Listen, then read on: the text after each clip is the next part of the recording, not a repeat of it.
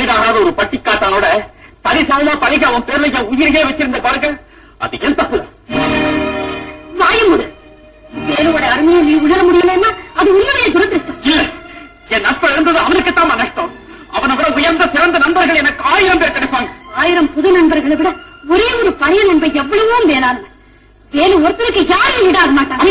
தப்பு பண்ணி இன்னும் என்ன தப்பு பண்ணும்? என்கிட்ட பணபுரம் ஒரு வார்த்தை கேட்டுதா 3000 30,000 கொடுத்திருப்பேனே. ராஜா, ஏண்டா ஊரை கூட்டி வச்சு என் பாரத்தை வாங்குறேன்? எனக்கு தெரிஞ்சு போச்சுடா.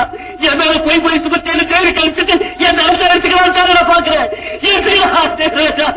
உன்னை பத்தி நான் எவ்வளவு பெருமையா நினைச்சுக்கிட்டு கருத்துல நிச்சய பையன் அவசரங்கிறது காமிச்சுட்டு மாற போனதுக்கு அப்புறம் என்னடா கூட்டிட்டு போங்க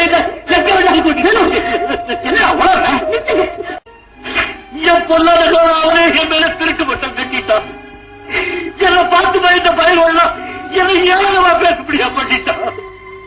என் தங்கச்சி இருக்கானே பாக்குறேன். இல்லாட்டி ஓடி போய் தூக்க மாட்டேன்.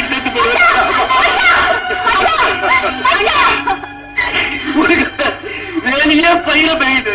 அப்புறம் என்ன, ராஜா தான் பலத்தை மாத்திக்கிட்டான்னா நானும் என் பலத்தை மாத்திக்கிடுமா? என்ன பரவாயில்ல, மாத்திக்க போட்டேன்.